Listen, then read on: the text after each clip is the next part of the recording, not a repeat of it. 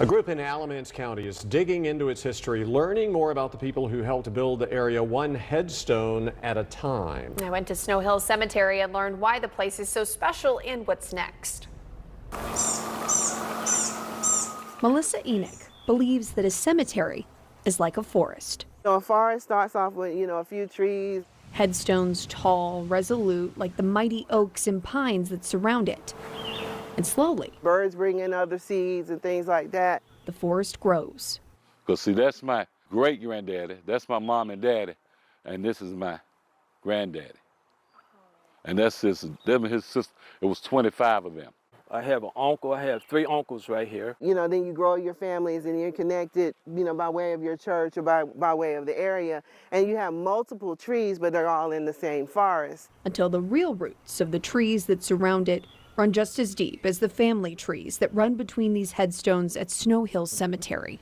And this is almost a forgotten space. Enoch knows just as well as anyone, in order to grow, you need light. So there are people that are coming into the area and don't really realize, and then African American history is not really recorded in Alamance County, so who but me to do that? She's the self-appointed historian of Snow Hill Cemetery, illuminating the stories of the people buried here. There's a woman, her name is Annie Eliza. She was one of the first teachers, African American teachers, Alamance County. Andrew Turner Moore, him and 4 of the gentlemen helped to found Miles Chapel, which was originally known as Unity School.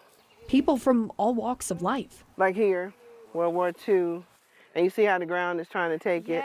Including more than 30 veterans. And apparently she ranks over everybody. She's the highest ranking. She's like a highest ranking person as far as military goes out here. Like Sergeant First Class. I guess. SFC, Sergeant First Class. Yeah, as a woman. Oh, wow. Let's add that part. We have veterans go back from World War I, World War II, the Korean War, and the Vietnam War. And this is something where we feel that we could give back to them.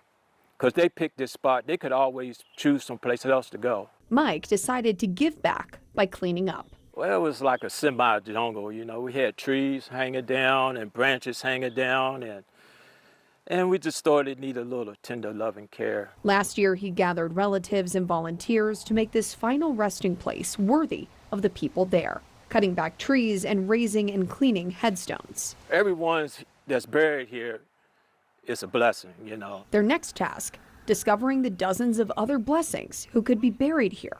Like here and here, there are bodies, but nobody put no rock years ago. The first noted burial goes back to 1820, the pre-Civil War slavery South. Does it ever overwhelm you guys when you think about how many people could be buried out here that you don't even know? Let's not think about being overwhelmed. Just think about it like a puzzle. A puzzle. Okay, I like Yeah, that I mean, better. just a couple of missing pieces. And the puzzle won't be complete until they're found. The group is waiting to hear if they got a grant they recently applied for that would help them put up a flagpole for their veterans and hire someone to uncover graves older on the forest itself.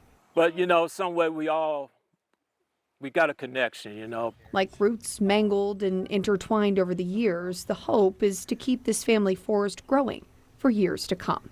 If we don't take care of our history, nobody else will.